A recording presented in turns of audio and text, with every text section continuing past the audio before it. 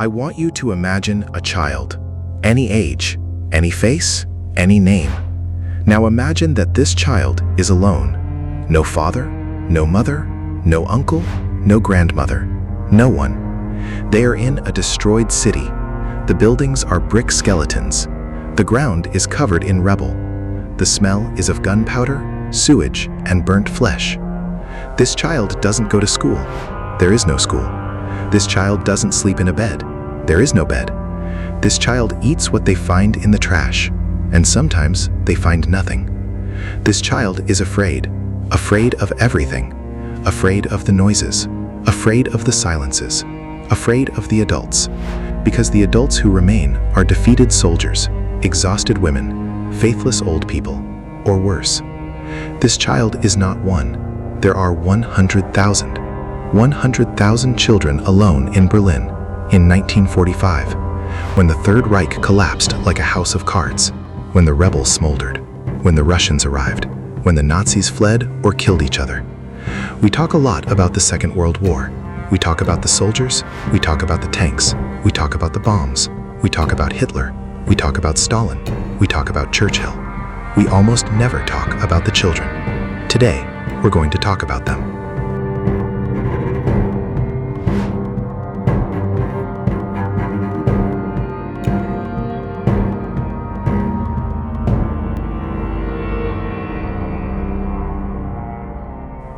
April 1945.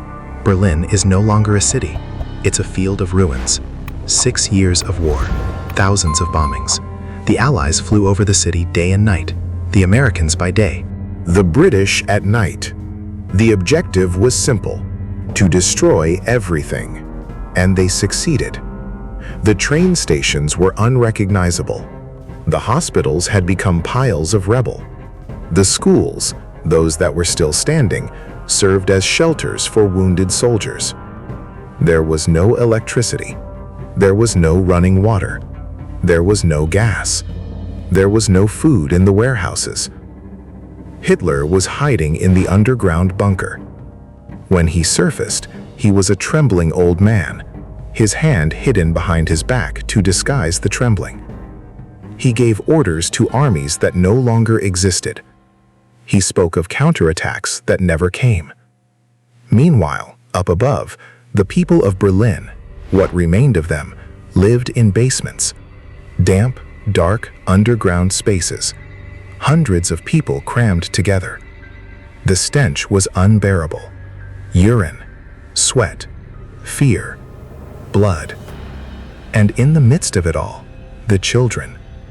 They didn't understand what was happening. Why was the sky roaring? Why wasn't the neighbor's house there anymore?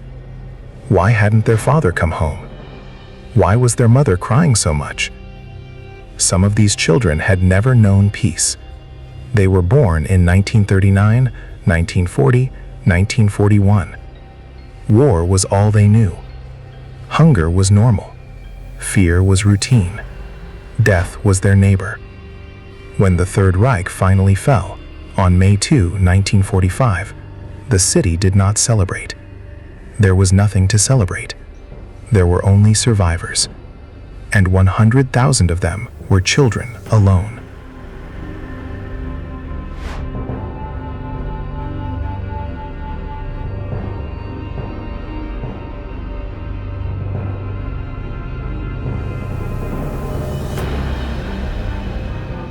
These children had names. They had faces. They had stories. But the war erased everything. Some lost their parents in the bombings. A building would collapse, and inside were the father, the mother, the grandparents. The child who was at school, if there was still school, would return home and find nothing, just a pile of bricks. Others lost their parents in the final battles. The father was a soldier, perhaps from the Wehrmacht, perhaps from the SS, perhaps a teenager hastily conscripted to shoot at Russian tanks with a disposable grenade launcher. The father died on some street whose name the child will never know. Others were simply abandoned. The parents, desperate, hungry, ashamed, left their children at church doors, train stations, overcrowded hospitals. They thought someone would take care of them. They thought it was better that way. Maybe it was. We'll never know. And then there were the children from the concentration camps. When the Nazis fled, thousands of prisoners were freed. Among them, Jewish, Roma, Slavic children. Children who had spent years in Auschwitz, Bergen-Belsen, Theresienstadt. Children who no longer had families. Their families had gone up in smoke in the chimneys. These children arrived in Berlin with sunken eyes, a number tattooed on their arm, and nowhere to go. They wandered the streets, groups of 5, 10, 20. The older ones looked after the younger ones. The girls looked after the boys. They slept in basements, the same basements where, weeks before, entire families had hidden from the bombs. Now, they were only children.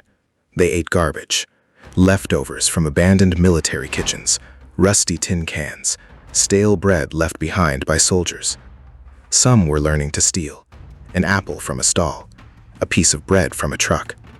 The adults closed their eyes, or quickened their pace, or looked away.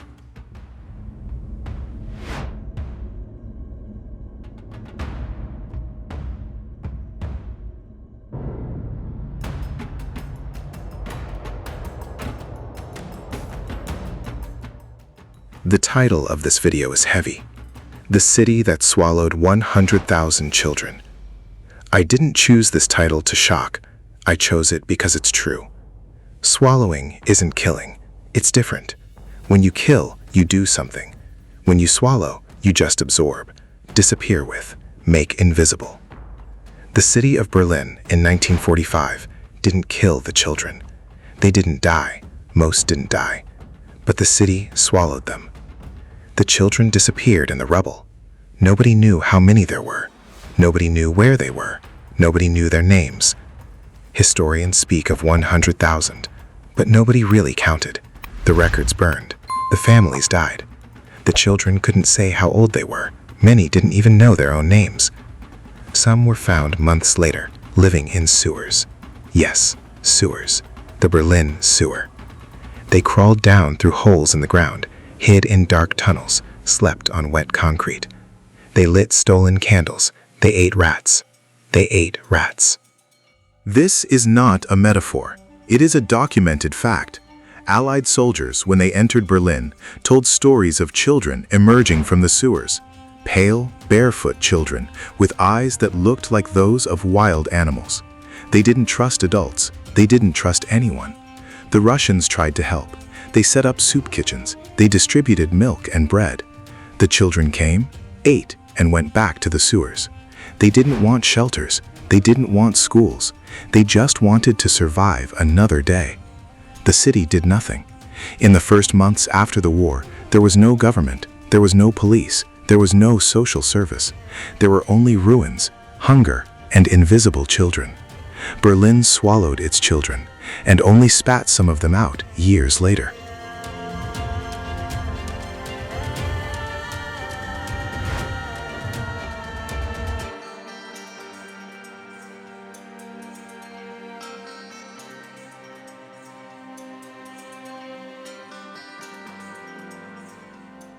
What happened to these children?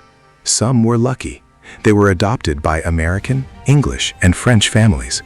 Allied soldiers, seeing those starving children, did what they could. They took some home. They gave them new names. They gave them a new life. Others went to orphanages. East Germany, under Soviet control, created shelters. They weren't good. They weren't caring. But there were beds. There was food. There was school. The children learned to read. They learned to write. Some became doctors, teachers, engineers. And others simply disappeared. There is no record. There is no grave. There is no letter. They wandered through the ruins of Berlin until they no longer wandered. The cold took some. Hunger took others. Disease took many. Typhus, dysentery, pneumonia. Diseases that today are cured with a pharmacy medicine, at that time were a death sentence. And there is a group that hurts more. The girls. The girls were the most vulnerable. The soldiers, from all sides, saw those children alone and did what defeated soldiers do. I won't describe it. I'll just say that the records from Allied hospitals show a terrifying number of pregnant girls. Pregnant children, 10, 11, 12 years old. The war didn't end in 1945. The war continued inside those girls for years. Some never recovered. Some never spoke about what happened. They died with the secret. And the city? The city didn't ask. The city didn't want to know. The city was too busy rebuilding.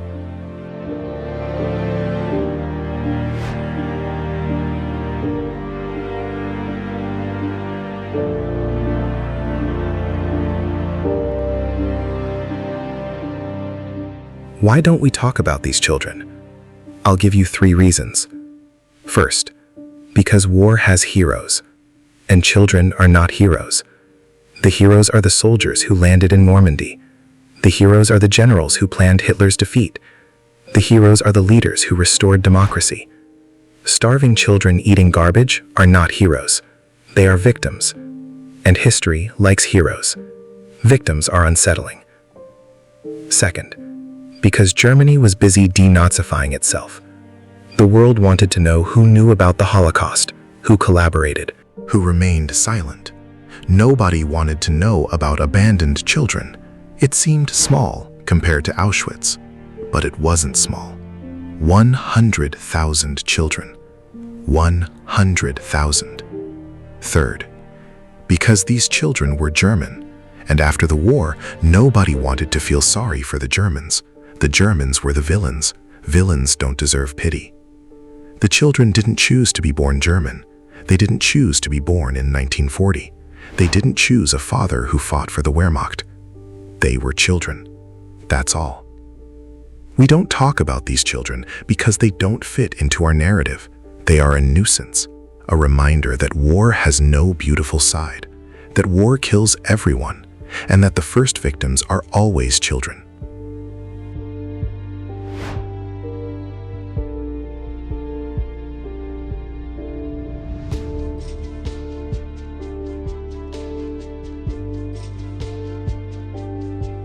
Today, Berlin is a different city, rebuilt, rich, full of museums and memorials. There is a memorial for the Jews killed in the Holocaust. There is a memorial for the Soviet soldiers. There is a memorial for the murdered Roma. There is no memorial for the 100,000 children who survived alone in the rebel. Perhaps it wasn't necessary. Perhaps they preferred oblivion. Many lived their entire lives without telling anyone what they went through. They raised children. They were grandparents. They died in clean beds, with painted walls, with food in the refrigerator. But some didn't. Some died in the sewers of Berlin. Some died of cold in damp basements. Some died in childbirth at the age of 12. Some never knew their own names. What do we do with this story? We tell it. It's the least we can do. We tell it so that the war isn't romanticized. We tell it so that the heroes don't hide the victims. We tell it so that no one forgets that when the tanks stop, when the bombs cease, when the generals sign the peace treaty, the children remain there, in the rubble, hungry, alone. The war didn't end in 1945 for these children. For some, it never ended. Berlin, 1945. The city that swallowed 100,000 children. We can't bring them back. We can't bring back what they lost.